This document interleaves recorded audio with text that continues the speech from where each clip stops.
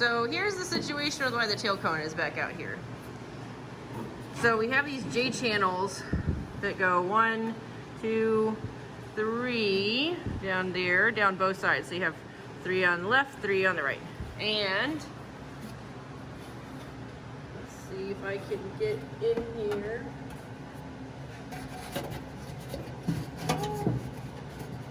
Right here you can see, hopefully, that the J channels do not go underneath that little tab here, down at the bottom, and up here at the top.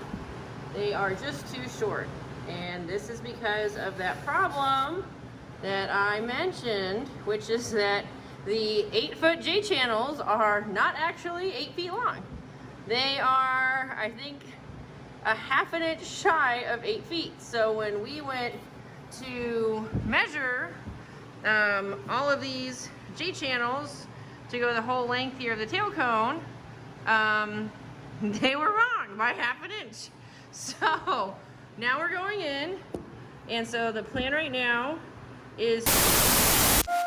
I'm Christine, and this is my husband Ty. We're building a 4-person airplane in our garage.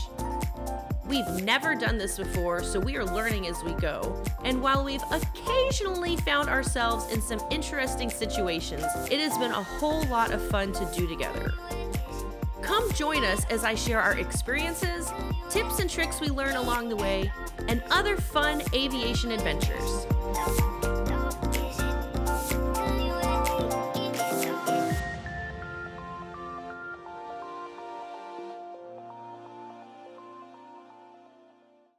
And so the plan right now is to, we're going to drill out all the rivets that go up until that bulkhead. So not that bulkhead one, but all of these. We went through all of this with Vans and talked to them to get a good suggestion, talking to Sterling over there. And what we're going to do is then cut this existing piece right about here, somewhere halfway in the middle. We're then going to cut another piece that's going to fit under that tab, and then come out to just meet up with where the other one is without overlapping. Then there's going to be a third piece that's going to run the whole length from here all the way to there, behind those these two other J channels that will be here, the existing one and this new little piece. And so that's then going to be to splice it and give it the extra strength, and then we'll rivet through. So this will have the original J channel, the splice, the new little bit of J channel, and the splice will be like the whole thing, and then rivet it all in, and then that will go and get it underneath there, because it does need that extra bit of strength. So at least it's better than if we had to go and drill out the whole thing and redo it. So I'm gonna take it as a win. But so that's the situation there with the J channels.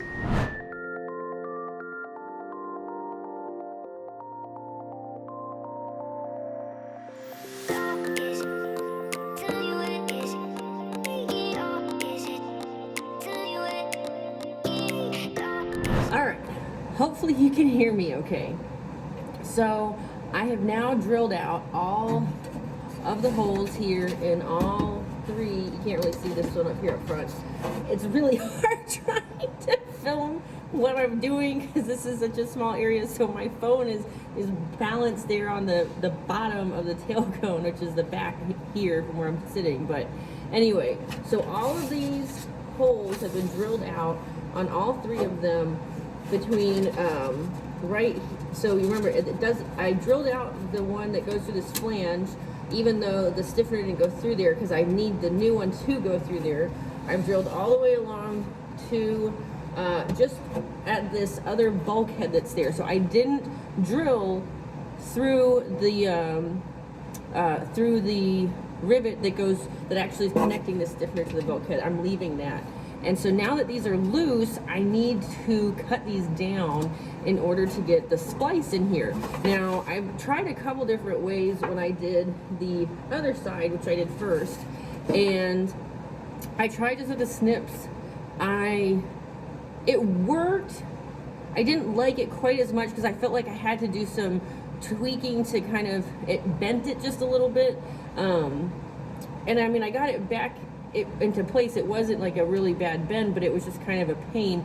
So I tried doing with the Dremel, and I think I figured out the way that I like to do it, cutting it with the Dremel, kind of cutting off to the side like a little bit.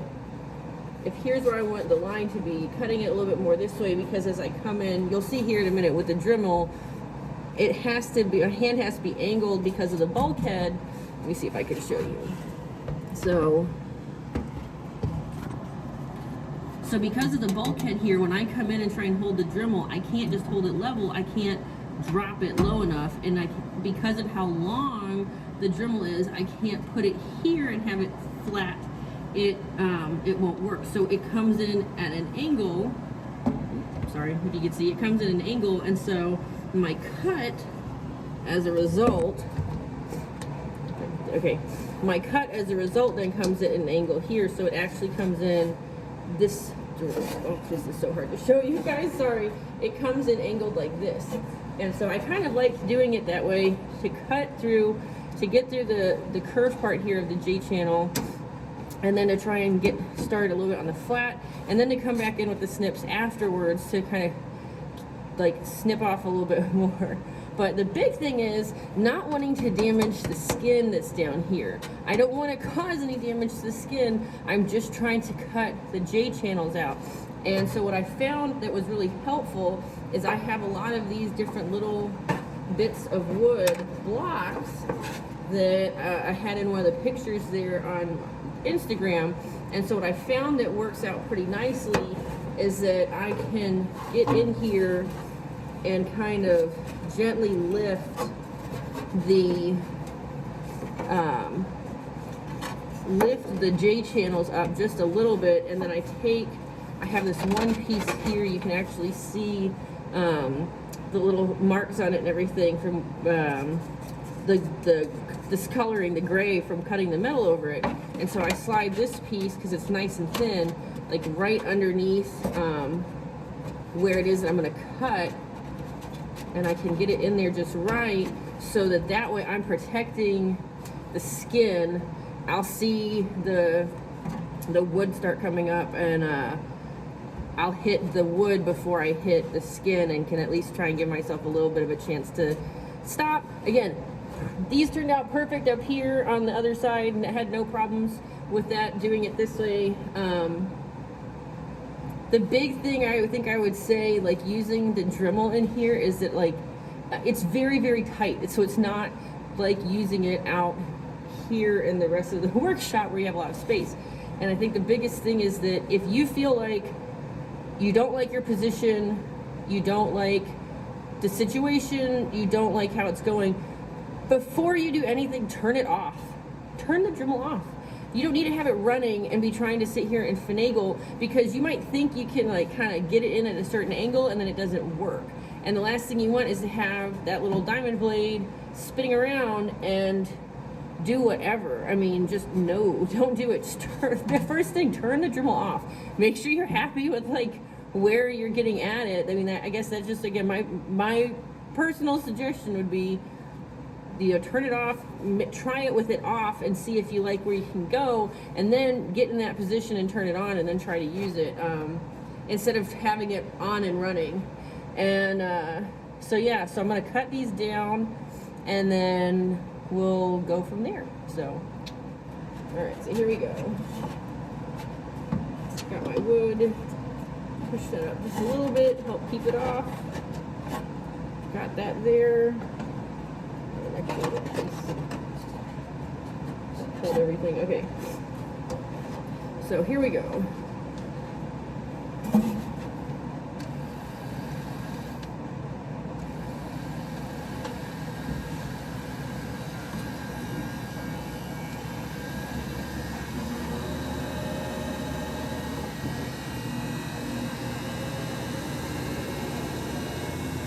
I'm going to start by doing a cut right where my line is in the middle there of that curve, to slice through that curved part that was the trouble before with the snip.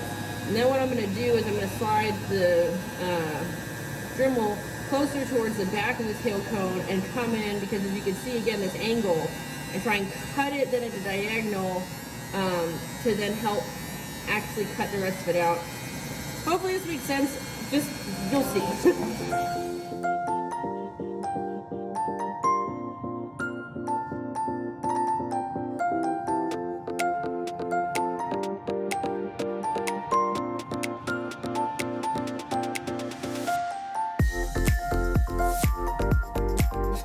So here is where my line was, and here we go.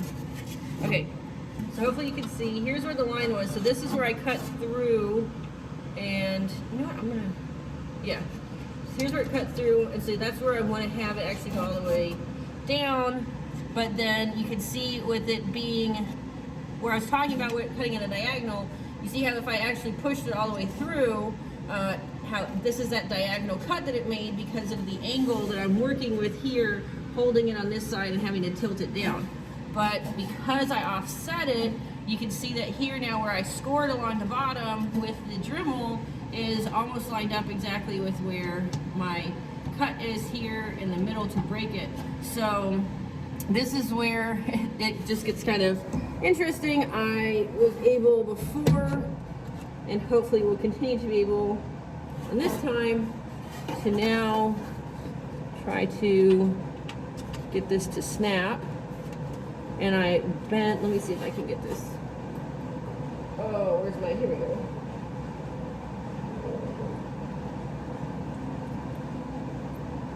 I'm able to kind of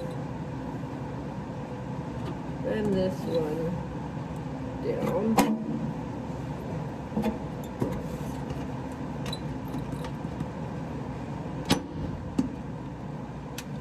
Again, that's why we have the wood down there. And so now to kind of lift, bend, wiggle, bend, wiggle, bend, wiggle, ta-da, snapped off. So now, so that's what I have. I was able to break off right there along the score line, pretty nice and clean. And so now all I have to do is come in, and this is where, because this part here is just garbage, I'm not keeping this, I'm trying to cut along here and save it. I can come in now with the snips, and if I tweak or bend this part at all with the snips, that's okay, because I don't want this, but I can then get my straight line down. And then I come in and I use little files, and I use, I switch out the Dremel with the deburring bit, and then use that to then try and smooth it all out, along with the files to get that nice and straight. But you can see, I mean, let me see if I can pull it out. I mean, it turned out pretty good, I think.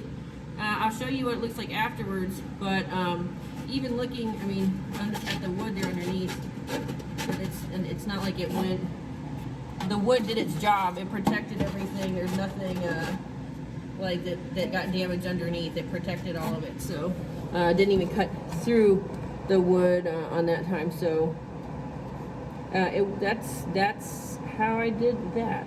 So we're gonna move forward. So just to give you a shot from here, see my view. This is my view here. My hand out here, sorry. So just so you can see. So again, this is where my line was. You can see the other lines. This was just the little wood blocks here to help just kind of hold it up. And so there's the cut. See, so this is where the actual slice is going to go. This part's all just going to come off. I'm just going to twist that a little bit, and then use the snips to come in and snip it, and then smooth everything else out.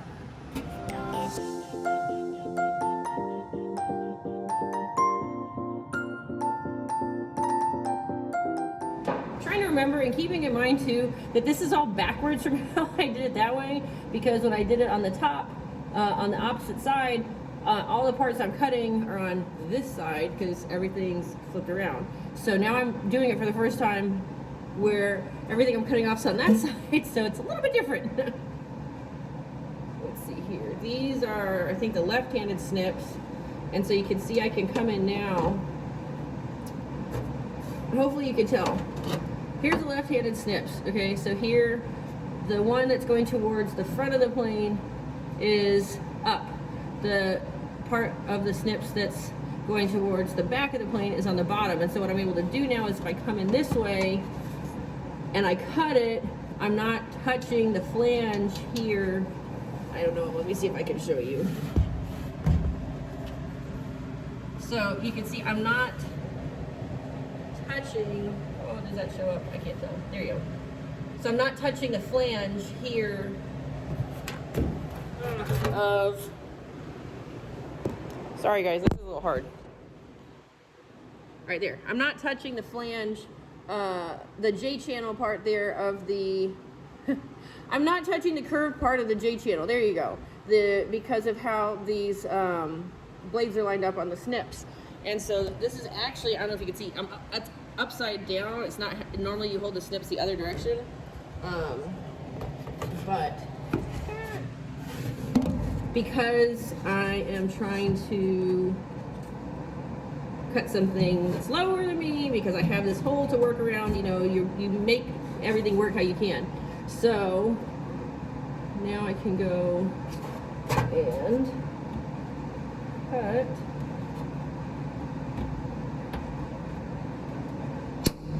Ta-da. All right, so there you can see it. 1, 2, 3 are all done, and actually I did a much better job, it looks like here, with so you can see there on the first one I said, you know, there's a little bit there I'm gonna have to like try and file off again.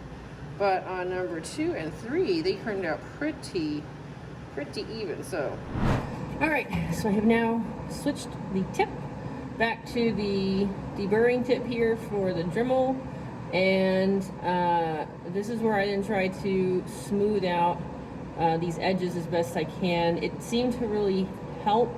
I'm probably gonna end up having to replace this tip with a new one before I'm done.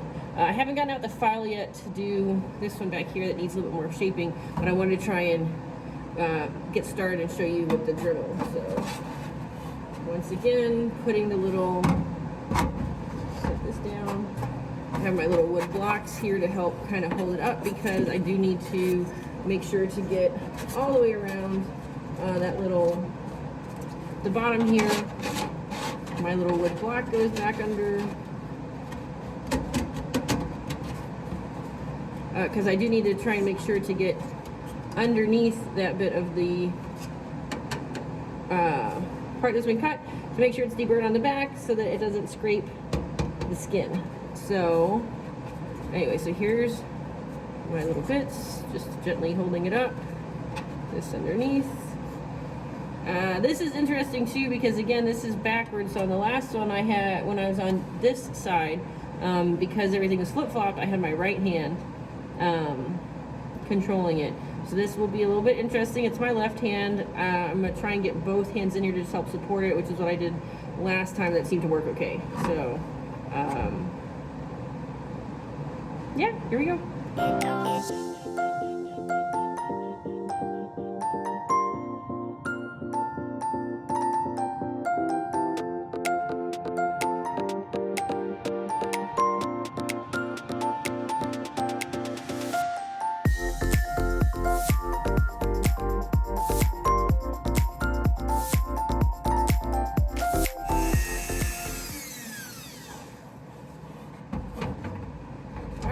I think it might need a little finesse. I actually want to go at it with the file for a little bit, but that at least hopefully gives you kind of an idea of finagling around in there.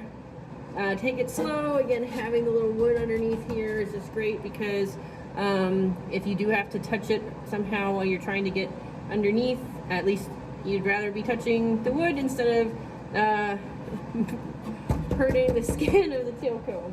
So let me get some of my little files.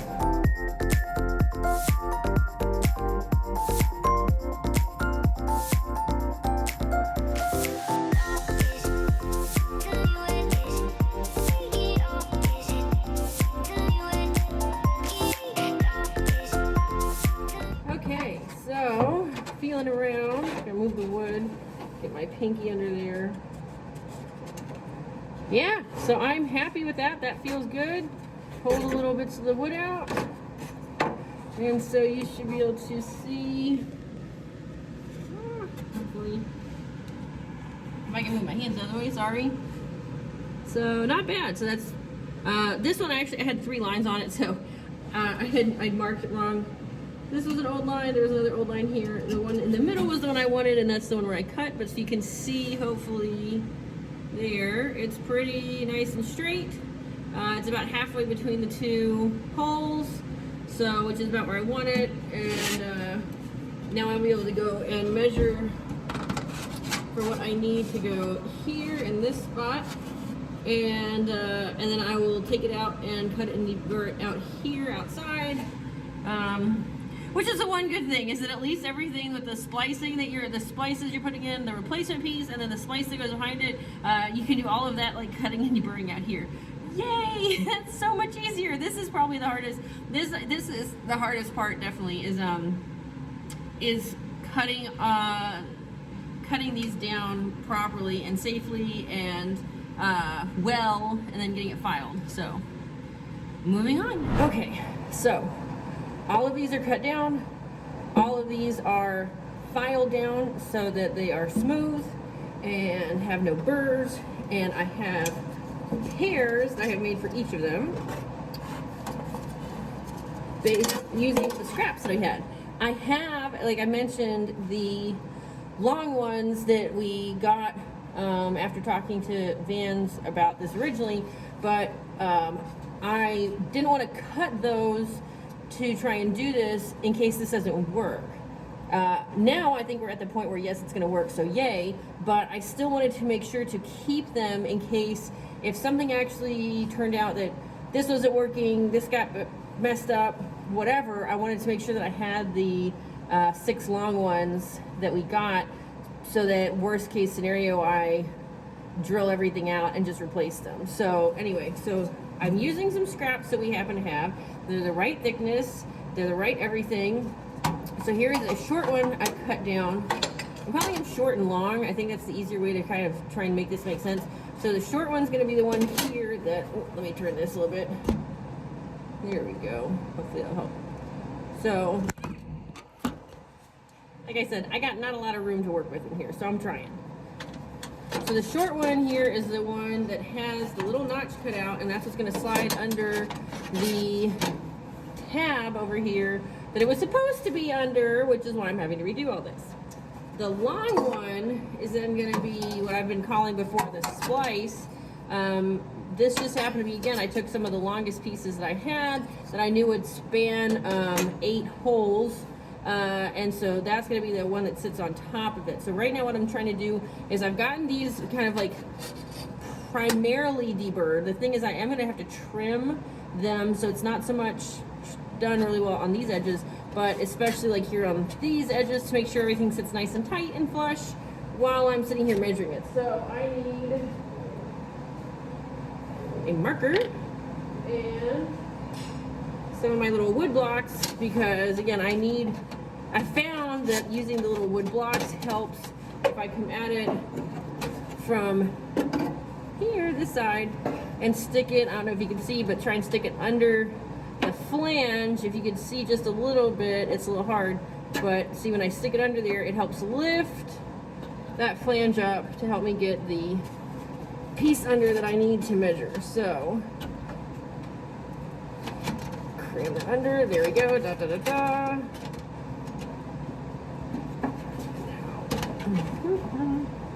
Oh shoot, the other thing I did, Tyler had suggested and I forgot, bow lube. I'm just putting some bow lube on it, but I've already got it like halfway in, so I'm just gonna, well, I'm trying to see if I can just make it work. Okay, so that's in. And then what I check, what I'm looking for when I look over here is I'm looking through the rectangular hole over here and looking on the back side to try and see where does it end, because I don't want it sticking like too far out the back. I want it to kind of line up where it should. This has been done right the first time. Line up the edge of this little short one there, kind of flush with where this part of the bulkhead is on the back side. So that's what I'm looking at here. Just kind of adjust it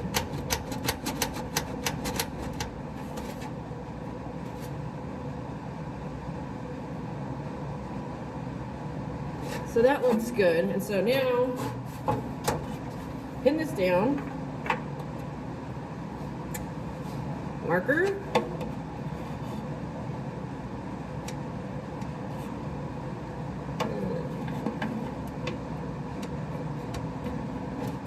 Mark. So now I know where I need to cut and then a little extra, and then what I like to also do is I'll take the pen. It doesn't work so well trying to do it from this side, but I'll go from the bottom side and draw a little circle through the hole to make sure that the edge where I put it is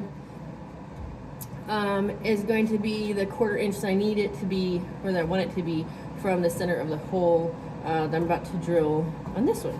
So 2 seconds.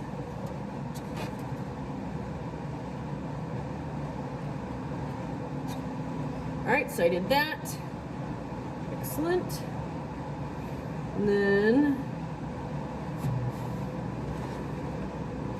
I'm gonna get this out. Use a little wood again to help. So just to help get it out there. So this is marked now. See, I got. So now we're gonna cut. And then this one, so it needs to cover, so it's gonna cover 1, 2, 3, 4, these 4 holes here, not on top of there, not trying to sandwich 4 skins together. We're gonna leave it with just the one that we just did. So 1, 2, 3, 4, 5, 6, 7, 8. So that's what we're gonna cover with this one to make sure that we have it covering 4 rivets on the original stiffener and then my, what I'm calling, short stiffener. Okay, so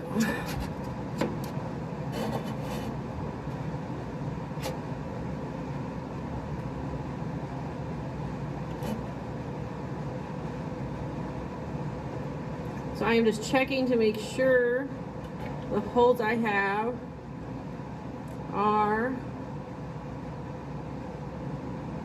lined up and centered.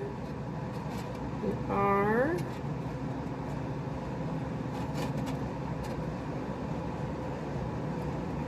On this one, it's easier because I can see the holes all here.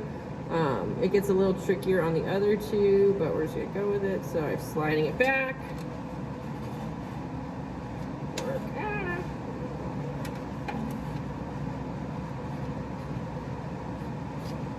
I'm gonna mark it there, and I'm also gonna mark it here.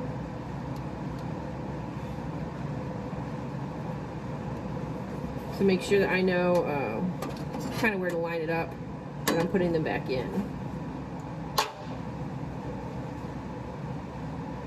And so then these are numbered pairs, so these will say 4. I have a 4 written inside here, and I have a 4 written outside, so this side is 1, 2, 3, and then here's 4, 5, 6, so that I can keep track of which ones are which, and then prime them, and then we'll rivet them on. After some drilling, there's still some more before priming, but you get the point.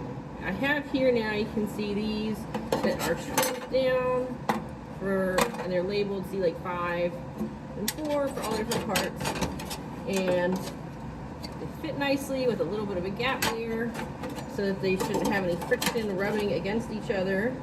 And so now I'm going to put the bow lube on, slide them back underneath the little tabs to get them where they belong and get them lined up properly.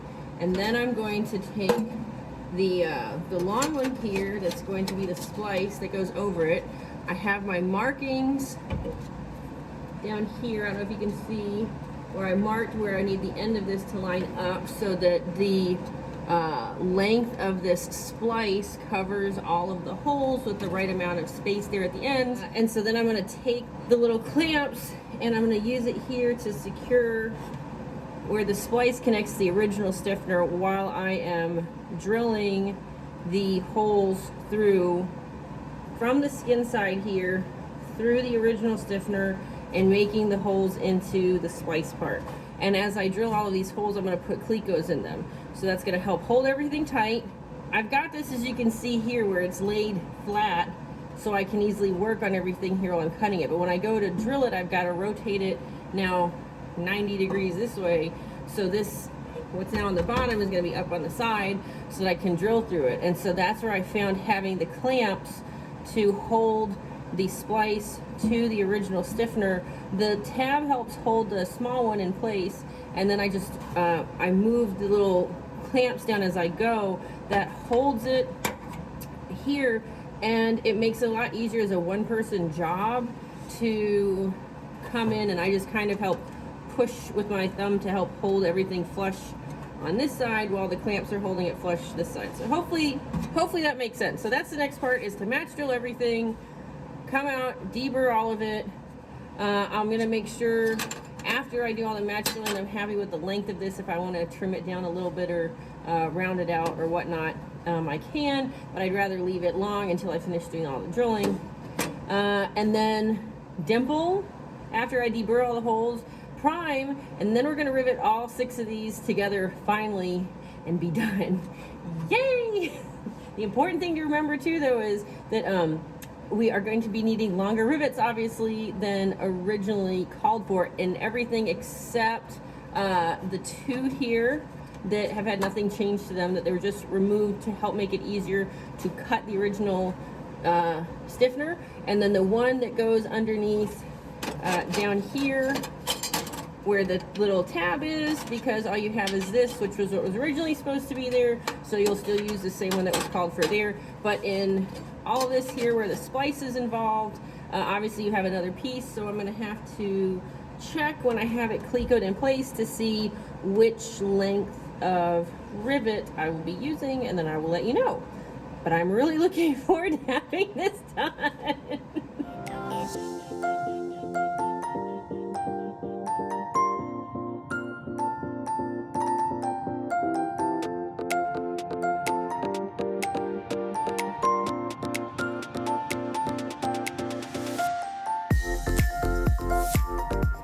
So everything you can see is clipped up here. I have 2 longer clips that are just holding the pieces there together, and I'll move these smaller ones down there as I get to it. But I have also now gone, and these 2 holes here that are in the original stiffener have been clecoed down to hold, just help hold everything flush.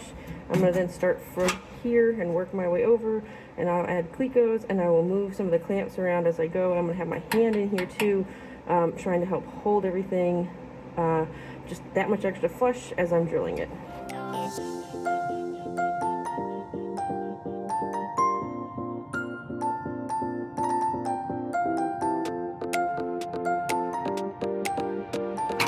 Okay, so that's one down, and you can see got the spacing looking good over here and all the way down. Let me see if I can get to here. See with the edges there? Cleat goes all the way through. You can see it sits nice and flush and everything, so I am happy. So now I'm going to go finish these other 2 and pull everything out, deburr the holes, dimple them, and then prime them so I can rivet these in finally.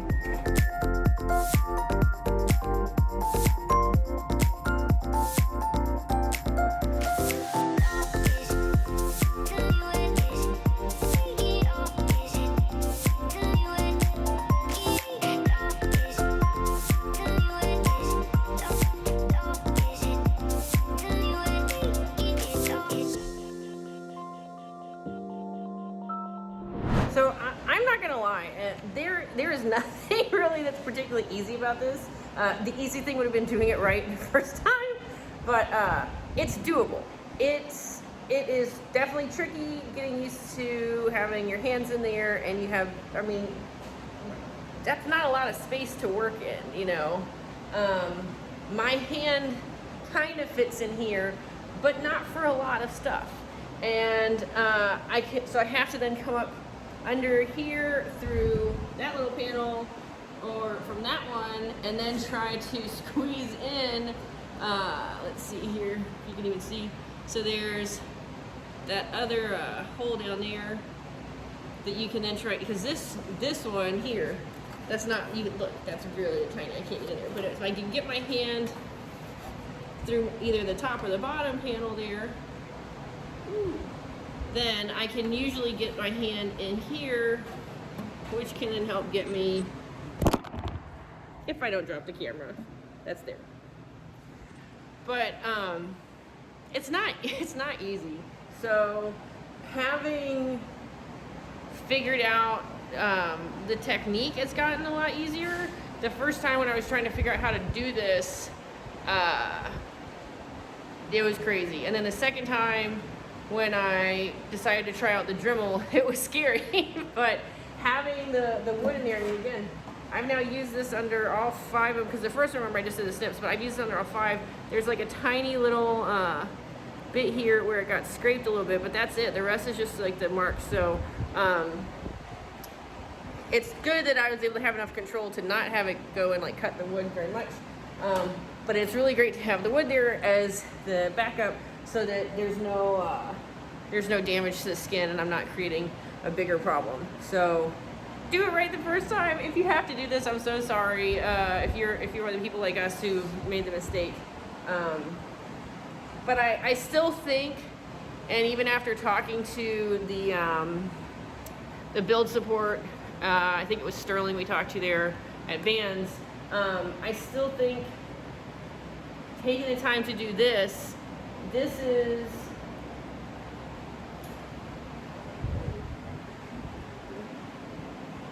so there's 27 holes on each side, so that's 54 holes that I'm having to drill out on either side to drill out all the holes, like I said, from the one bulkhead to the next. So drilling from down here all the way up to this bulkhead, instead of going the whole length. And I just really was concerned, talking with the build support, talking with Ty and everything, about if we were going to end up causing a lot more damage, or if there's a higher or greater likelihood of causing more damage if I had to not only drill out all the rivets the whole length for 6 stiffeners, but now I've got to put the 6 stiffeners, the new ones in, and now I have to match drill because the J channels have no holes in them. And so that just seemed like a lot of risk to possibly end up enlarging like all of these holes, versus doing it here where it's 27 on each side, and I'm only having to drill through 8, wait a second, 5, I take it back, there's 33 holes total on each side, or 33 rivets on each side, 11 on each J channel that I'm drilling out, but I'm only having to match drill 9, because there's 4 on the original J channel, 4 on the new piece of 5 on the new piece of J channel, because there's the 4 that just goes to the skin, and the 5th one, which is what goes underneath the little flange.